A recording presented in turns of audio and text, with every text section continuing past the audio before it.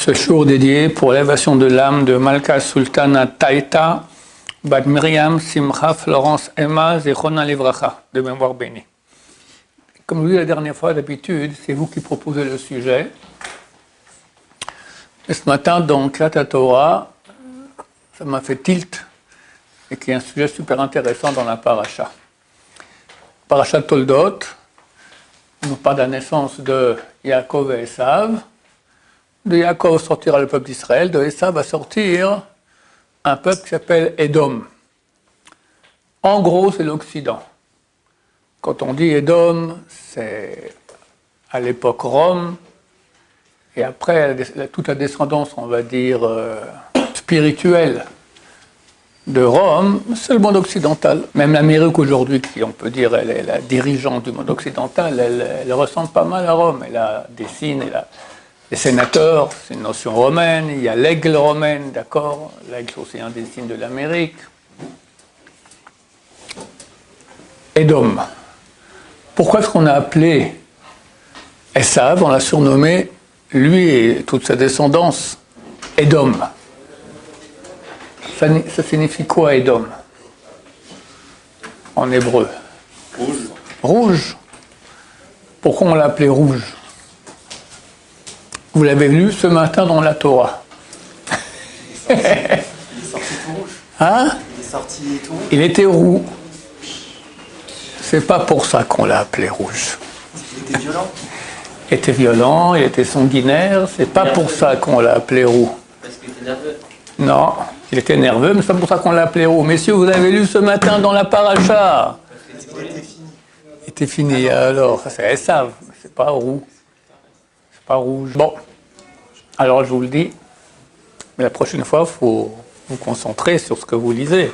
Va y avoir Esav minasadeh v'oayef. Esav vient des champs, il est fatigué. Il avait 15 ans. Vayomer Esav el Yaakov. Esav dit à Jacob, Aliten ina, abreuve-moi, s'il te plaît, mina adom adom azé, de ce rouge rouge. C'est allusion au plat de lentilles que cuisinait Yaakov, qui étaient des lentilles rouges. Il y a des lentilles brunes, des lentilles noires, il y a des lentilles rouges. Alors, elle n'a pas dit, donne-moi des lentilles. Il dit, passe-moi de ce truc rouge. Rouge, rouge, elle a dit 2 fois. Karief anochi, car je suis fatigué. Aken karashemo edom. C'est pour cela qu'on l'a appelé rouge. Qu'est-ce qu'on fait quand on voit un truc pareil? On ferme le livre et on rentre à la maison. Je veux dire, c'est quoi ces bêtises? Demain, tu rentres à la maison, tu dis à ta femme, passe-moi de ce truc vert. Elle dit quoi? Tu as dit truc vert? C'est des haricots. Vert, c'est vrai, mais haricot, ça a un nom. Dorénavant, on change le nom de famille. On devient la famille Vert. Nous et toute notre descendance. Ça ne tient pas la route. Pourquoi est-ce que Esav, lui et toute sa descendance, jusqu'à aujourd'hui, on nous appelle rouge? Parce que leur ancêtre, au lieu de dire passe-moi des lentilles, il a dit passe-moi de ce truc rouge. Il a dit de ce rouge, pas la route. Alors où ça ne tient pas la route, ou c'est nous qu'on ne comprend rien du tout. Et c'est évidemment la deuxième solution qui est la vraie. On va tenter de donner une explication profonde à cela. Jusqu'à maintenant, on nous raconte l'histoire de Yaakov et Esav. Esav, Ish Sadeh, un homme des champs, c'est un chasseur. Yaakov, Yoshev Ohalim, lui est assis dans les tentes, il étudie la Torah. Mais jamais on va entendre un des deux se parler. Ils se sont parlés, il n'y a aucun doute là-dessus. Mais jamais il y a une citation. Là, c'est écrit, et Esav a dit à Yaakov, 2 points, ouvrez les guillemets, on va l'entendre parler. Ça, il n'y a jamais eu. La première fois dans la Torah, on entend Esav parler. Maintenant, quand quelqu'un parle, c'est toujours pour exprimer ce qu'il veut ou et ce qu'il pense. Chaque fois que tu parles, c'est pour exprimer ce que tu as à l'intérieur. Ta pensée, ta volonté. Maintenant, vu que c'est la première fois de la Torah où on entend Esav parler, Ça veut dire qu'on va entendre maintenant quelle est la volonté et quelle est la pensée première, la plus profonde de Esav. Sinon, la Torah n'aurait pas fait de citation. Elle aurait dit et Yaakov donna des lentilles à Esav, terminé, pas besoin de raconter qu'il a demandé. Qu'est-ce qu'on a à faire qu'il a demandé? Et en plus, comment il demande?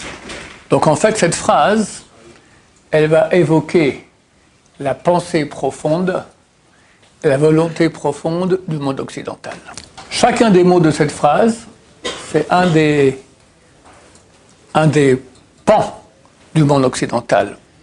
Le plus important, ça sera rouge, parce qu'il est cité 2 fois. Alitenina, mina adom, adom azé, de ce rouge. C'est pour ça qu'on l'a appelé rouge. On va expliquer qu'est-ce qu'il y a dans ce rouge-là. Le premier mot, c'est aliteni. Abreuve-moi. Pas donne-moi à manger. J'ouvre la bouche et tu verses dans mon gosier. Ça veut dire les envies culinaires, les plaisirs de manger. Dans toutes les cultures, on aime bien manger.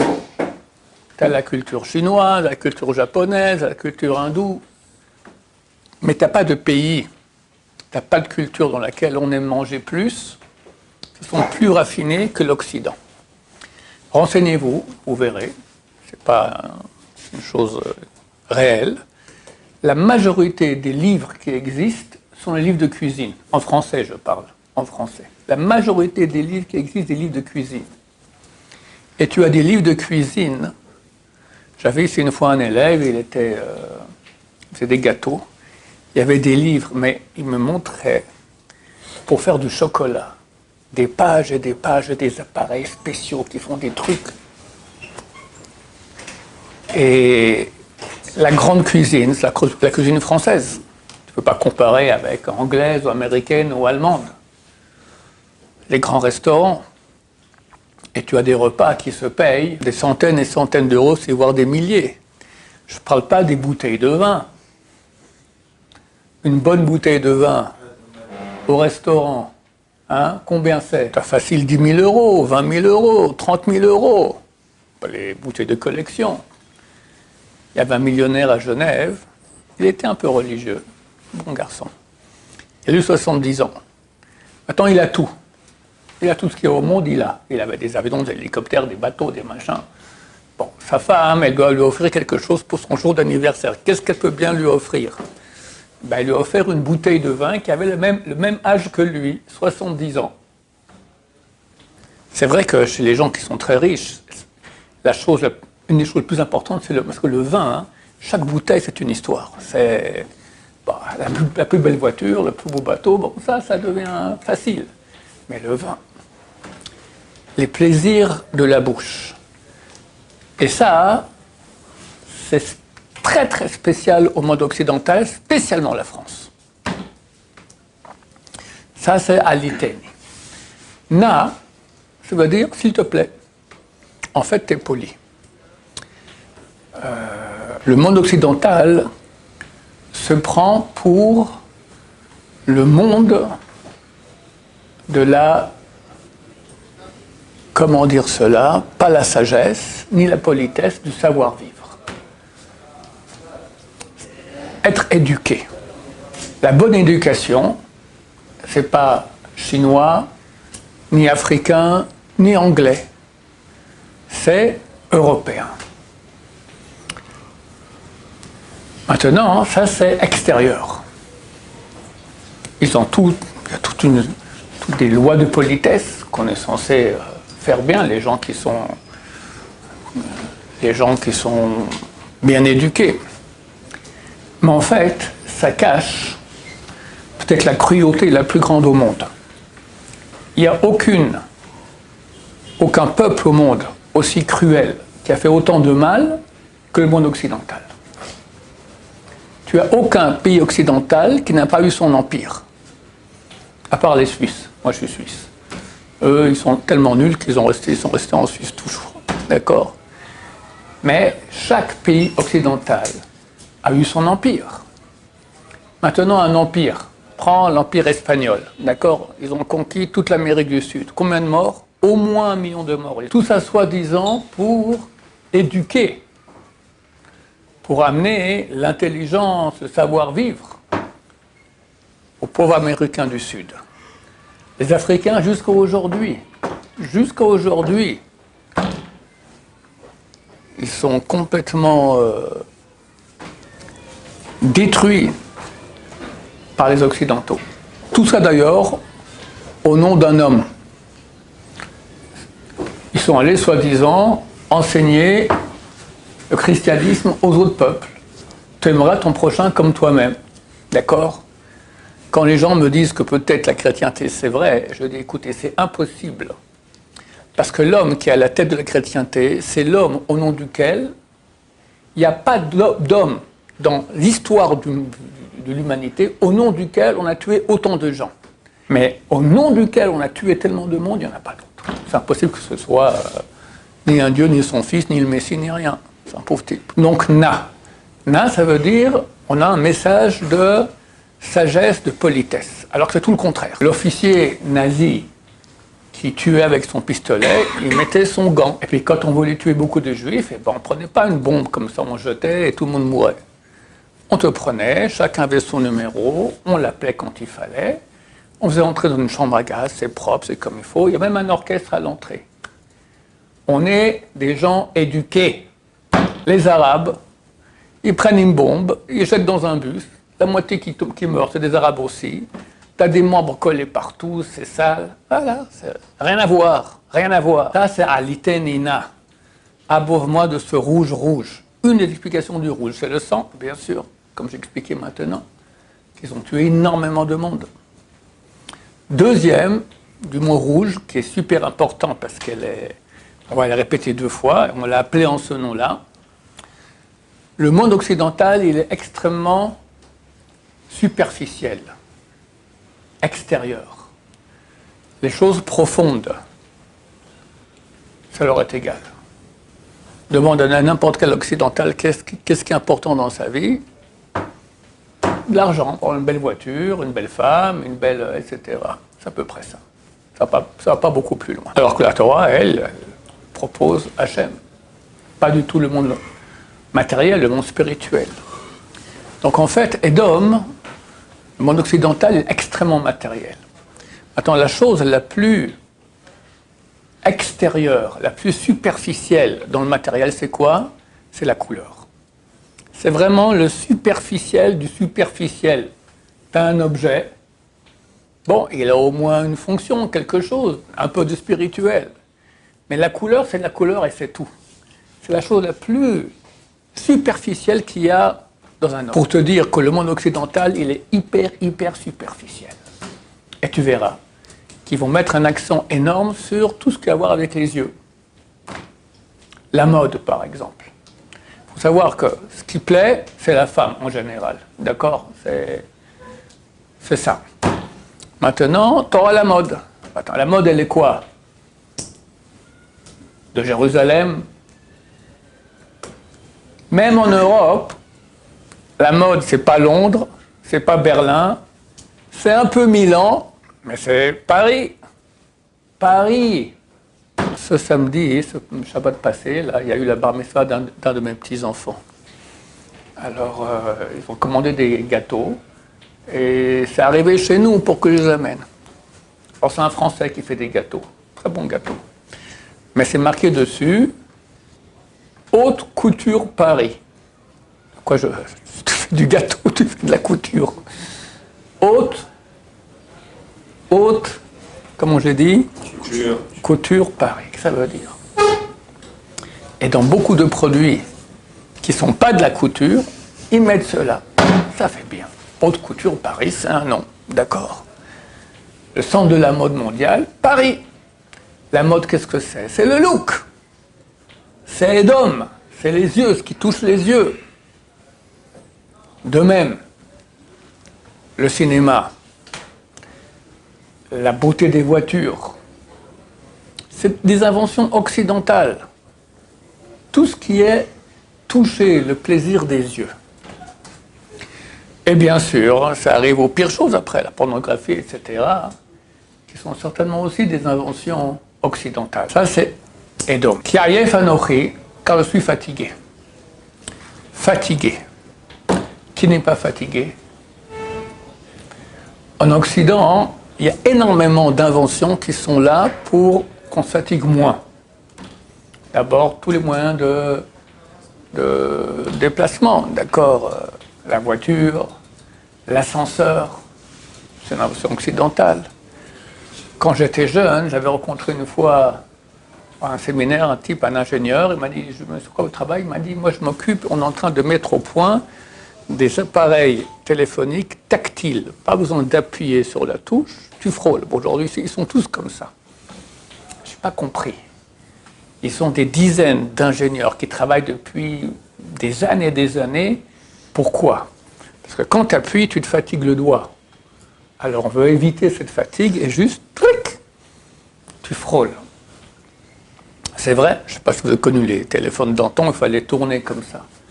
Tu dois faire 10 numéros. Trrr, ça revient après. Trrr, trrr, trrr, trrr, à la fin occupé. C'est une dépression nerveuse. Aujourd'hui, c'est fini, tout va plus vite. On veut gagner l'effort. C'est typiquement occidental.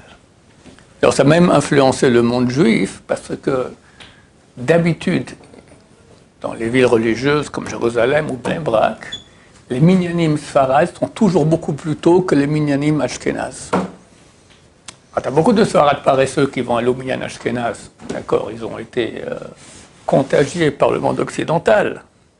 Mais à la base, c'est comme ça. Tu auras beaucoup de minyanim qui sont tôt et beaucoup moins qui sont tard dans le monde sfarade, alors que le monde ashkénaz, c'est le contraire. Ça, c'est Ayef Anochi. Le dernier mot, Anochi. Anochi, c'est quoi?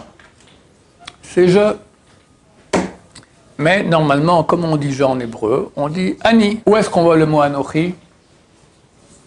Anochi, c'est le premier mot des 10 commandements. Anochi, Hashem Elokecha. Je suis l'Éternel, ton Dieu. Qu'est-ce que la Torah nous dit ici? Elle nous dit que Edom va dire sur soi-même, je suis Dieu. D'abord, dans leur religion, ils ont pris quelqu'un, ils l'ont mis, un homme, ils ont dit c'est Dieu. Ensuite, n'importe qui en Occident, il se prend pour Dieu. Ça veut dire quoi? Je lui dis, t'es Dieu? Il dit, non, je ne suis pas Dieu. Bon, alors écoute, le but de ta vie, c'est ça. Il dit, oh. Le but de ma vie, c'est moi qui décide. Ah, je ne comprends pas, tu t'es créé, tu sais pourquoi tu es. Ben écoute, je suis libre de choisir le but de ma vie. C'est ça, se prendre pour Dieu. Chaque type occidental va lui dire maintenant, toi tu es né pour ça, c'est ça ton but. Il dit, oh, tu me laisses tranquille, je fais ce que je veux. Je suis libre de faire ce que je veux. Je suis libre de faire ce que je pense. Je me prends pour mon propre créateur. Ça, c'est écrit dans la Bible. Pharaon, il a dit, Li Yeori Vane Asitini. C'est un verset dans la Bible. À moi appartient le Nil et c'est moi-même qui me suis créé. Pharaon, il dit qu'il est Dieu. Chaque homme occidental aujourd'hui, il se dit quelque part qu'il est Dieu. On ne peut pas lui dire, tu es fait pour autre chose que ce que tu crois. Parce que je suis libre de décider pourquoi je vis. Je me crée moi-même. Ça, c'est le mot Anochi qu'on a dans cette phrase-là. Voilà, en cela, on a expliqué le sens de cette phrase. Donc, on voit en fait que la Torah va nous donner déjà à la base tous les aspects. C'est vraiment comme ça. C'est assez étonnant de voir comment la Torah a touché juste après 3000 ans, 3300 ans. Qu'est-ce que je dis? 3300, 3500, 3500 ans, plus. Au moins 3500 ans. Chaque aspect du monde occidental. Bien sûr, à nous, Am Israël, de nous défaire de cela. On est né en Occident, on a été influencé par l'Occident. Aujourd'hui, le monde entier est occidental. Le Japon et la Chine, c'est des pays occidentaux aujourd'hui. Donc, on est certainement la proie d'influences mauvaises. Il faut arriver à se dégager exactement, prendre l'antithèse à l'éternité, les envies de repas. Bah, tu manges un repas normal, pas besoin d'aller... Ensuite, poli. Oui, mais poli vraiment, pas cruel à côté. Le look, rien à faire du look. Qu'est-ce qu'il y avait après? Fatigué, lève-toi pour le net, mon cher ami. Anochi, moi-même, ne te prends pas pour Dieu, prends-toi pour un serviteur de Dieu, Bezrat Hashem. Baruch Adonai, Laolam, Amen, Amen.